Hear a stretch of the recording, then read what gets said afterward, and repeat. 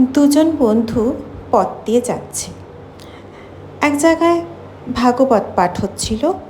একজন বন্ধু বলল, এসো ভাই, একটু ভাগবত শুনি। আর একজন একটু উঁকি মেরে দেখল। তারপর সেখান থেকে চলে গেল বেশ্যালয়ে। সেখানে খানিকক্ষণ পরে তার মনে বড় বিরক্তি এলো। সে মনে মনে বলতে লাগলো, ধিক আমাকে, বন্ধু আমার হরিকথা শুনছে আর আমি কোথায় পড়ে আছি।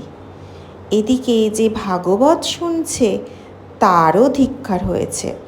সে ভাবছে, আমি কি বোকা, কি ব্যার করে বকছে আর আমি এখানে বসে আছি। বন্ধু আমার কেমন আমোদ আহ্লাদ করছে।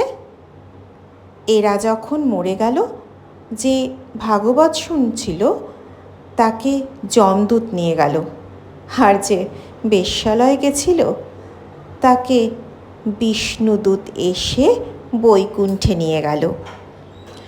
ভগবান আসলে মন দেখেন, কে কি কাজে আছে, কে কোথায় পড়ে আছে তা দেখেন না। তিনি ভাবগ্রাহী জনার্দন।